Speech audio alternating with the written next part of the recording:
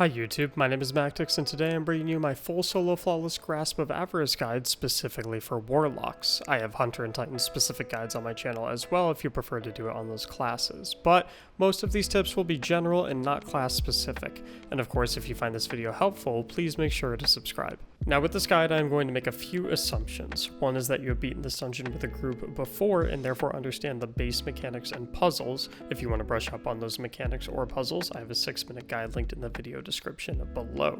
And 2 is that you have access to a decent arsenal of weapons, not counting RNG raid weapons. Things like a good linear fusion rifle and strong ad-clearing primary weapons, however, will be very nice to have. So with all of that being said, let's get started. For weapons, I am bringing a strong energy fusion rifle in my Vorpal weapon Cartesian coordinate, as well as a strong hitting heavy fusion and sleeper simulant. For my kinetic, I am bringing my ad-clearing weapon of choice, which is Fatebringer. However, you can use whatever works for you. I do recommend something close range though. For mods, the Fusion Rifle Scavenger and Particle Deconstruction seasonal mods are must-haves in my opinion, so please bring them to the party. Ultimately, this dungeon is very forgiving when it comes to loadouts, with the harshest thing about it being the huge health bars on the bosses, so if this loadout doesn't sound too solid to you, please feel more than welcome to run something else. As far as Warlock specifics go, Well of Radiance worked great for me. I went Karnstein Gauntlets as well, which proved to be incredible as it allowed me to easily stay topped off on health from killing the squishy trash mobs in the dungeon with melees. Like I said before, I am going to assume that you have the basics of this dungeon down, which means the intro and puzzle section should be absolutely no problem for you. The only piece of advice I can offer you for these sections anyway is play calm and play slow, as rushing things will only get you killed.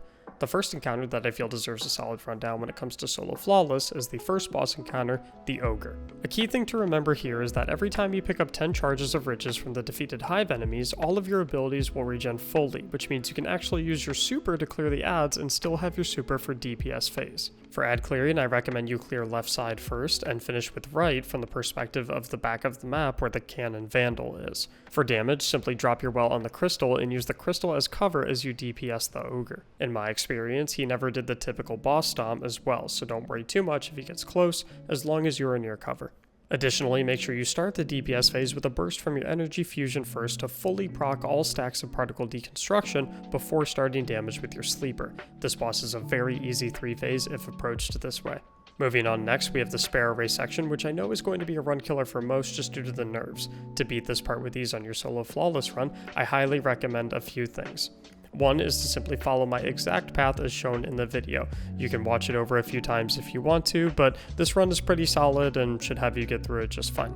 2 is to practice this with a group of friends or borrow a CP from someone and do a few runs on your own. Find a route that works well for you and run it 5 to 10 times. You'll find a groove and it will become muscle memory, which will make it easy as hell for the solo run. And 3 is to use the always on time Sparrow if you have it. If you don't have it, it's purchasable from the exotic kiosk in the tower. This Sparrow is significantly beefier than other Sparrows and actually has aggro drop, so it makes this whole part a lot easier because you won't be getting shot at nearly as much. Next up is the Fallen Shield encounter, where my number one tip to you is going to be to eliminate the Solar Cannon Vandal ASAP on whatever island you are fighting on. This guy is the most lethal enemy around, and dropping him can make things a lot smoother. Make good use of your ability to regen health with melee kills while you deposit the charges to the crystal, and keep an eye out for the Arc Captain, as he is the only other enemy who can really hurt you a ton. This encounter tests your patience more than anything, so once again, play calm and play slow, and you will be just fine. Finally, we have the boss room, which naturally is going to be the scariest thing. Luckily, I have a lot of stuff for you that will make this super easy.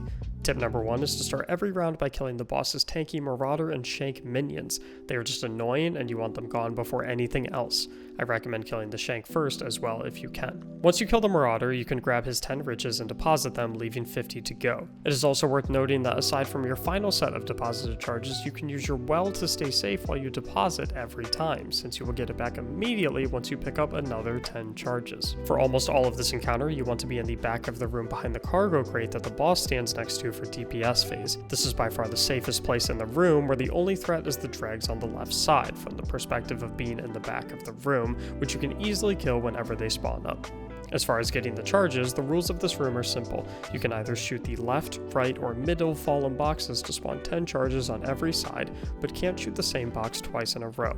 I highly recommend simply alternating between shooting the right and left side boxes, as there is no safe angle to easily shoot middle from. Then simply grab the charges from whichever side you shot on, then wrap into middle to pick up those charges, giving you a total of 20, and then deposit them all into the middle crystal.